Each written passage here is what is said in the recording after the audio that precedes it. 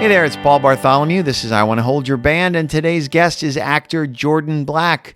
You may know him from Community or Last Man Standing or Curb Your Enthusiasm, just a whole ton of different television shows and movies, and also from The Groundlings here in Los Angeles. But we have a great conversation. We talk about a ton of different artists: Michael Jackson, Barbra Streisand, Prince, Bruce Springsteen. As always, the links to the songs are in the episode description. You know what I gotta say. Okay, don't just mimic my words.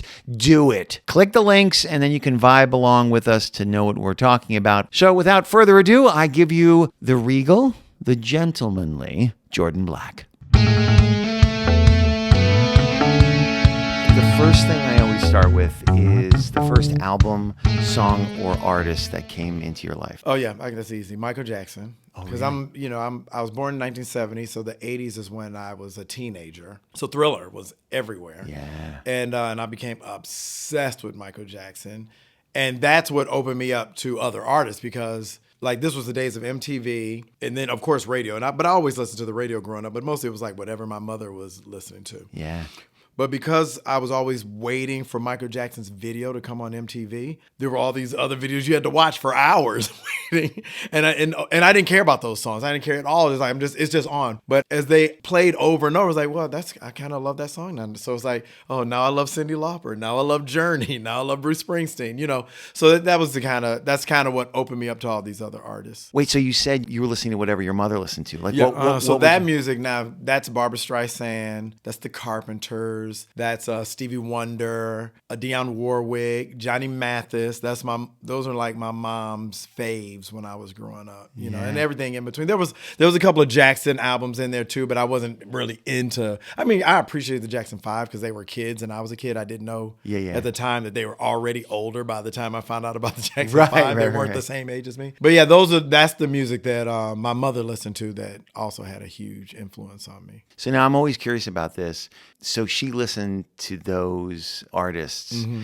And did you all where'd you grow up? Illinois, small town. When the music was playing, what was it on? Was it in the living room or record player? We had one of those huge, gigantic pieces of furniture that was like, you lift the thing up and the record player's in there, and then the radio was in there, and then the speakers are on the side of it. So it was just this big unit. Oh, yeah. Yeah, it was great. So would she play it in the background kind of? Always. We always had music on. And me and my brothers would play music constantly. Like once we were of age that we could work the record player, I mean, we were always, and we'd sit there. I had 3 brothers, so I'm the youngest. And all 4 of us would sit there and we'd put an album on. Then we'd get the liner notes out and with all the lyrics, and we'd just sing along and we'd have our own little concert.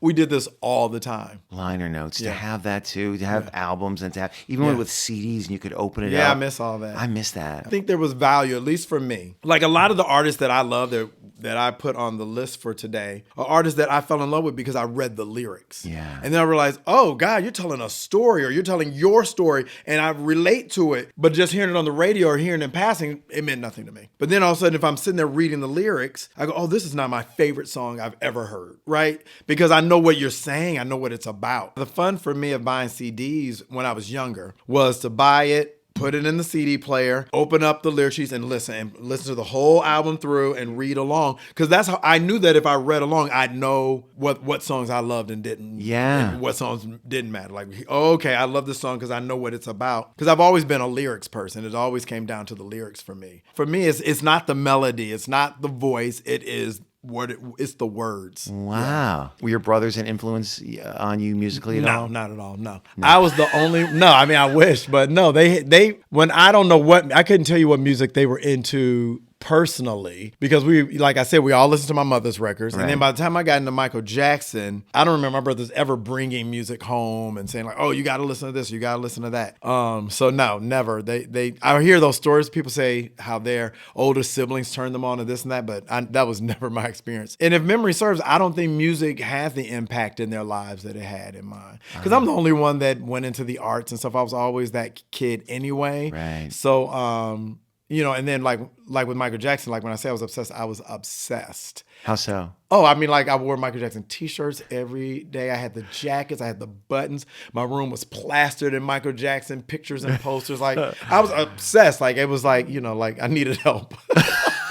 I'm sure like my mom was probably a little worried. There was a time, someone shared a story with me once who had worked with Corey Feldman, the actor, who also is a big Michael Jackson fan. And he said Corey had told him that there was a time in his life where he didn't know where Michael Jackson began and he ended. And I go, that describes exactly, that was it. That's it. Okay, now you described my youth. I thought there was a time where I had this realization like, Jordan, you're not going to become Michael Jackson. So you better become yourself. Like, because there was times like I was wearing the jackets and I just wanted to do everything Michael did. It was like, oh, well, where's this going?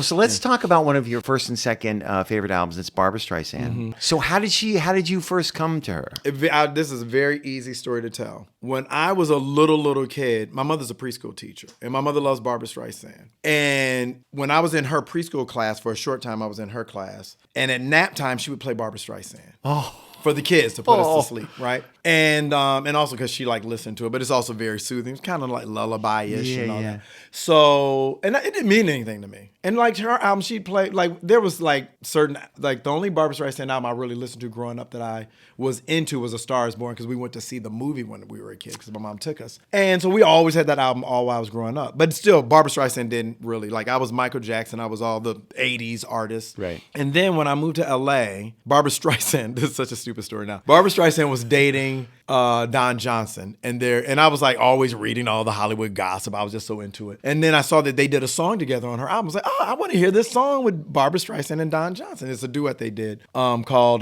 Till I Loved You, and that's the name of the album too. And so I bought the album, and as soon as I pushed play and her voice came on, I was immediately back in my mother's room. Oh. And so it was this feeling of nostalgia that washed over me that was so warm and just so like dreamlike. And I realized, oh my God, this voice, like this is the voice of my childhood. Like I didn't even think that. I wasn't thinking about anything when I bought it other than I was curious. And so and every time I listen to her, that's exactly where I go. Every single time. That's so lovely to have that. Yeah. And also like over the years, as I got older, I would go to visit my mom at work and she'd have that music playing at nap time for her students. So it just reminds me of that time and that place. Okay. So now I want to shift to Prince. You have 2 albums of his, Sign of the Times, Diamonds and Pearls, and then a song, Erotic City, and then also Good Love. So tell me how you came to Prince. Oh, I mean, again, it was the 80s. Purple Rain came out. But I had a funny journey to Prince, which was Purple Rain came out and all the kids were like, fuck Michael Jackson, it's Prince. And I was like, no. Oh, I held on. Oh, it cost me some social life points that I held on to Michael after Purple Rain came out because people were just like, "You still into Michael Jackson?" Oh, really? So I was like, I'm not. I don't respect Prince. I don't listen to him, and I'm definitely not buying his albums. And I held on to that. But I would hear a song like, "Oh, that's secretly." I was like, "This song," but I just nope, not gonna tell nobody that I think that. No, it's Mike all day. And then it's so funny. Once I graduated from high school and I moved to LA, I realized like, who gives a crap if you like Prince? Buy Prince's records. So I did and became, obviously was already secretly a Prince fan and then just became another obsession of mine, obsessed with Prince. And, and over the years was able, because I came so late to Prince in that sense that I missed all the 80s stuff. It took me years to build up my collection to have everything, which I do now. But yeah, and then I just listened. And yes, he's got. You go down a rabbit hole. Like the man was just, he was so prolific, which is an understatement. And yeah, he has so many hits, so many jams. He has jams that we all know. He has jams that his hardcore fans know. Then he has jams that nobody knows unless you really have listening to everything. He was also great at putting together great bands. I mean, that's one of the things I loved about. I saw him live a lot, and his bands were phenomenal. I mean, I remember one of his musicians who worked with him saying the thing about working with Prince as a musician was that you really had to be on your A game because he could just say move over and he could do it better than you. Right. So you really had to like be on your A game and you could see that like when you'd watch him live, his bands were just killer. I mean, Prince to me is such a mystery because here's a black man, grew up in the Midwest. First of all, I don't even know how much you know about Prince, but like when he was 14, he got offered a record deal. I He didn't got know offered like several record deals, and he turned them all down because they wouldn't let him produce his albums himself. When he was 15, I believe he was 15.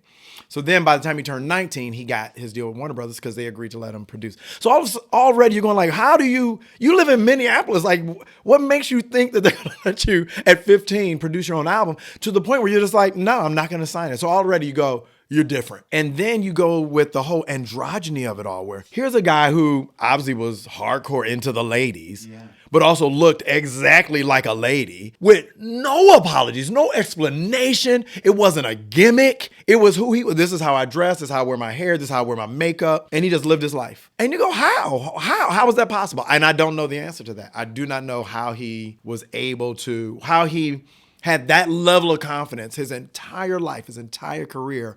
I guess when you're that talented a musician, you don't care maybe. I don't know. Okay, so let's stay, well, it's not really 80s, but let's stay there and let's go one of your favorite artists, Bruce Springsteen. Oh my God. Well, he is an 80s. He was, Born in the USA was 80s. So that's when I consider him an 80s icon. And is that when you came to him? Nope, not even remotely. I was not into, I thought Born in the USA was a great song, because I knew what the story was. It was about the Vietnam War, so I appreciated that. But I wasn't into it. I figured like that's one good song, but you probably don't have any other songs I really like. I think Glory Days I like. These are the ones that had videos that I saw. So Glory Days I liked because it was nostalgic and I could appreciate that. And I've always been such a nostalgic person, even when I was a kid. Oh, really? I remember a friend of mine telling me once, and this is when we were kids, like 11 or 12. My friend was like, Jordan, you're always saying, remember when? Because I would always be like, remember last summer when we blah, blah, blah. Wait, I want to take a pause and dive into that because my wife is a very nostalgic person, and I'm not overly nostalgic. What do you think that is, and how does that show itself in your life? Are you still nostalgic? Oh yeah, I'm very nostalgic. How does it come up in your life? I'm always like reminiscing about things, and like the music. Again, with the music I listen to the most is music that makes me feel nostalgic about a time. Your mom, Barbra Streisand. Yeah, Barbra Streisand, or in any of. That's why still most of the artists I listen to today are like 80s artists, even though I might be listening to their current music, but still that voice and that energy they bring takes me back. Yeah, and so that's what part of the appeal with Bruce Springsteen. There is something very nostalgic about his songs. For sure. I mean, I appreciate that Bruce has been a part of like my musical journey since the 80s, even though I wasn't really into him like that 80s. Because again, I'm black, so I wasn't really that, like there was no way in the 80s for me to get to Bruce. I wasn't listening to stations that played him. Right. But what happened was, again, going back to the lyrics, I had a job in the mid 90s where sometimes you have to work the graveyard shift, and we had a boombox and we play music. And sometimes people would leave their music in the office. And so somebody left a Bruce Springsteen Greatest Hits cassette. And I was like, it's like middle of the night. I'm done listening to my music. I need something. Like, I'll just play that and I'll read the lyrics. And I read these fucking lyrics. And I was like, are you fucking kidding me? And I just played it over and over. And then every time I'd, be in there, I'd play it because now I know and even with that, I was like, what's his greatest hits? I'm not going to like do a deep dive on Springsteen, but I can appreciate his greatest hits. But that's what opened the door. And then like, he did an HBO concert special in like 2000. And by this time I had the CD, the Bruce Springsteen Greatest Hits CD, and I played it all the time. And I think I'd seen a couple of like documentaries and stuff like that I really liked that played his music, but I still wasn't doing a deep dive. And then he came out with his Live in New York HBO concert. And I didn't know any of those songs. I was like, how come he ain't playing the greatest hits, right? Like, where are the hits? Like a couple of them. And I was like, is this all new music? And then I loved it. I watched it over and over and I was like, oh, this man has a lot of songs that I don't know that are really good. And so then I really started. And so I started buying the new albums as they came out. And they were great and I loved them. And then I slowly started buying all the old albums, which now I have everything. And I've seen him in concert probably 6 or 7 times. Oh, wow. Oh, yeah. So I heard he's so good in concert. I saw him on Broadway too. Yeah, that's how hardcore I am. Like, I don't mess around. Like when Bruce is on tour, I go see him. And when he did the Broadway show, me and my wife went to see him. My wife likes him too. I turned her on to him. And and yeah, again, he's such a great musician. Mm-hmm. The E Street Band is one of the greatest bands ever assembled ever. Like, it's like you can't touch that band. They've been together like 40 something years. They're tight.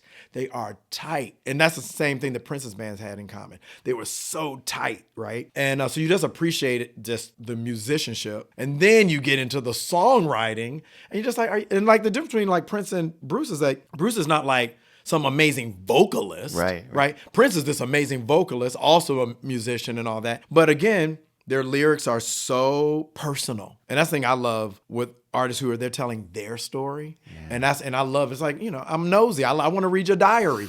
So I want to know your story, and then you find out, I relate to it because it's all, relatable. Everyone's story is somehow we're all somehow connected, and we all can relate to each other if we take the time to get to know each other. Yeah. So, yeah, that's Springsteen for me. Like his music is just unparalleled. I love that your access point with him and a lot of these is like you said at the beginning is like storytelling. I mean, is that you open it up and you look at the lyrics and you're like, okay, like Well, I mean, the thing is, Springsteen's stories are my childhood, meaning I grew up in a small town, factories and farms. That's where I grew. So when he's telling all the stories, he's talking about my hometown, things like that. Factory, his song Factory, that's about his dad working in a factory. My dad worked in a factory. Like, I relate to the same reason I love John Mellencamp. John Mellencamp grew up in the Midwest, farms and factories. He writes about that, sings about that. I'm going like, yeah, that was my life growing up. That's great. Let's go to another one. I think almost all except the last few that I'm going to talk to you about. I know these artists, but it's like they have such a large, just a breadth of work that's so massive that there are aspects that I don't know. So let's talk about Stevie Wonder and Hotter Than July. Yeah. Which, by the way, like Stevie Wonder has great, I think, album cover art, and that album cover art is so great. But I don't know that album well. It's from 1980. And how did that come into your life? It's funny. That was another album that my mom had. Oh. And so that was one that we played all the time. We had it because, you have it for years and years of your childhood. So we played it all the time, and I just fell in love with that album. But Stevie Wonder, like, I don't know how anyone can not have Stevie Wonder on their list. It's like, I don't even understand how Stevie and Prince to me are very similar, meaning they live music, and everything about Stevie to me is music. Like he walks and breathes, and when you see Stevie, you only see music, right? And like he's another person who is like a studio junkie like Prince was. He lives in the studio. Even though he hasn't put out a new album in, I don't know, probably 15 years. He's somebody who lives in the studio constantly making new music the same way Prince did. And he can play every instrument. He's, he's good. He's piano, he's drums, like he's just this killer artist. And so he's permeated every aspect of my life since birth. Like I don't remember discovering Stevie Wonder. Right. His music was always present in my life because even just as a little kid, his music was always on the radio. Again, I was born in '70. That was his heyday when he really had like, what did he won? Like Record of the Year 3 years in a row at the Grammys. And so those albums were on the radio from my birth, So that's what Stevie represents to me. He represents like my entire life. Like his music has been in my life. Everyone else I can remember when I listened to their music for the first time. Stevie, I can't. He was always present. Wow. And that album? And that album, which is a great album, has so many great songs. It's my favorite album because of what it meant to my childhood. We're going to play Rocket Love from Stevie Wonder's album Hotter Than July, and it's from 1980. So here we go. It's so great. It's a beautiful ballad, but then it picks up and gets a little funky for the chorus, which is great. And then again, the story of this song is so great because he's singing about a woman who he fell for. She fell for him, and then she takes him on this ride, and then she dumps him and drops him and back down to this cold, cold world. And I'm like, oh my God, that's a great just the vision, because he's calling it rocket love, which is like, space and outer space. And he's saying like, we were like hovering above the heavens together, the two of us, and then you dumped me and I had to crash back down to earth. And it's like, it's just so beautiful. It's just such a beautiful image. It gives you that image. Like, and as a kid, I didn't understand the imagery, right? Yeah. But I understood how beautiful the song was. I've always loved ballads more so than anything, because I've always been such a romantic. And so I always loved ballads, and I loved this song. But yeah, that album has so many jams on it that you can't even believe. I love how songs, because I can be impatient, and I've learned that the less impatient, the more something can pay off for me. Yeah. Like, he's like, you just gotta stay with it. You gotta stay with it. And then it goes into that like you said, that chorus, and then it comes in with some like you can hear. I don't know if it's on synthesizer or if he's got strings in there going in. I mean, probably back then synthesizers. Yeah. But yeah, and it's I love he's doing this whisper singing. It's like he's got this whole thing he's doing, and just like the drums are like, it's the little like I don't know how to speak instruments, but it's like it feels like it has the brush on the drum. And it's just like all those little touches and sounds that just suck you in. I love how you said there are artists and Prince and Stevie Wonder, when you look at them, you see music. Yeah. That's all you can see coming. They exude it and that's the way they live their lives. You can tell. Like, like I remember Prince in an interview once saying, he was on Oprah, and Oprah asked him, how many more songs do you think you have in you? And he said, hopefully one a day. And I was like, and then I learned that that's literally how, that was his, he got up every day and wrote and recorded in the studio a new song every day. That was his work for the day, to record a song, and I'm just like, can you, and you hear other artists, and not to knock other artists' process, who will say like, oh, I've been in the studio forever. We're going to go into the studio in a couple of months and start recording a new album. And Prince was like, he lived in his studio. His house was his studio. Right. And I don't mean like a home studio like a lot of people had. Like he had a whole, it was an office building. It was and he lived there. Compound. It was a compound, and he lived there, and it was built for being creative. It was like, a film studio, and it was a recording studio, full on, like the real thing, like you would go to one, like Sunset Sound or something like that. So he built that at his house, and he lived there, and he slept upstairs, and he could come downstairs anytime and record music. Okay, so let's talk. You know what I want to talk about? I want to ask, because I love her as anybody from the 80s did, Tracy Chapman. But I don't know Cold Feet. So how did you come to her when that came out? That's Fast Car came out. It was a stone cold jam. Yeah. Like everybody, none of us, my generation, we're like, it's a folk song. And it hit all of us like, how do I like this song? Right. How is that possible? But I love it, right? And so then I just followed her. So when her second album, again, these were my broke days. Like when Fast Car came out, I was broke, so I could not buy that album. But by the time her second album came out, Crossroads, I was like, let me get that album. So I bought it, and it had such an impact. Like I couldn't stop listening to it. Like there are certain albums that when they came out, I would listen to them like every day for like months. I couldn't, just nonstop. And that was one of them. And so after that, I bought every album after that. And so Cold Feet was on one of her albums from the 90s. And it's I have so many, and of course it's impossible for me to pick, but that's one that I know a lot of people don't know, but it's a great story. Again, it's a story. It's called Cold Feet, and it's about a guy who always felt like he never had enough. And so he was always overcompensating, trying to make up for what he didn't have growing up. He was poor or whatever. And by the end, it cost him his life, because he's always trying to do more than he needs to do to like make up for what he felt he never had. Right. And so it just tells this amazing story, and I just love it for that reason. Let's listen to a little bit of it. So this is Cold Feet by Tracy Chapman from the album New Beginning, and it's 1995. Here we go. So I totally remember that song. Mm-hmm. I don't, in the ether, I don't remember where I heard it, but that album. Yeah.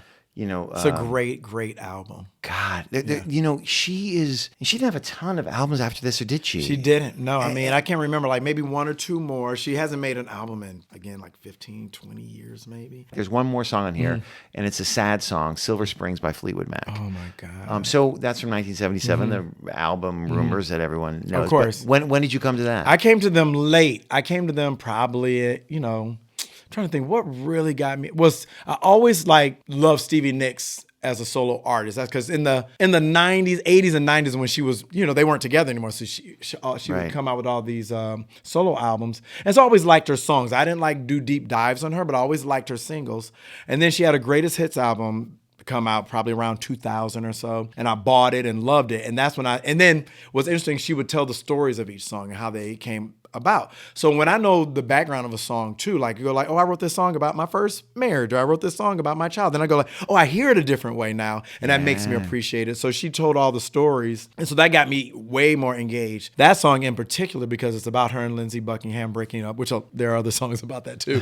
But that one, even recently, cause I'm always looking for music to play for my kids on YouTube. And that's one that I would play a lot. And there's a video, do yourself a favor, go on YouTube, watch the live version of them singing the song, and the way she's singing it at him. And this is like they're in their 50s at this point. The way she's singing it at him, you feel it. You feel it like she's singing. And I'm sure it was part of the performance. And they know the fans know their story and all that. But you go like, oh my God, she is singing this at him. This song, Silver Springs, is a version of it that's live that if you look it up on YouTube, it's probably the first one that'll pop up. And there's a point in the song where she just starts singing it directly at him, staring him in his eye, and he's staring right back at her. Really? And it is just like, oh my God, they are, in my mind, they probably like we do this in the show because people know the song is about him, and it's, but you feel it. Like you feel it. And it's such a beautiful song, about a breakup. Well, you, sir, I mean, I can't, not even to get to like shared songs that like I love. I put exclamation points with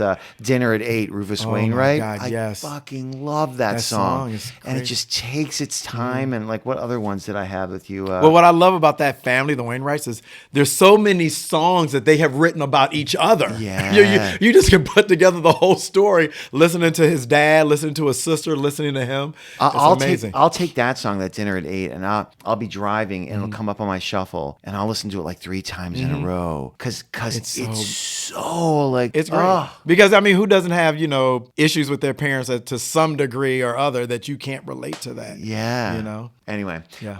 Well, this is great, Jordan. Yeah. Awesome. Thank you so much. Of course, it's been my pleasure. I love talking about music. And now every time when I hear Barbra Streisand, I'm going to think of you napping as your Napping, mom. Was she still a preschool teacher all the No, way? God, no, she's retired. Yeah. All right, well, thanks, man. All right, of course, my pleasure.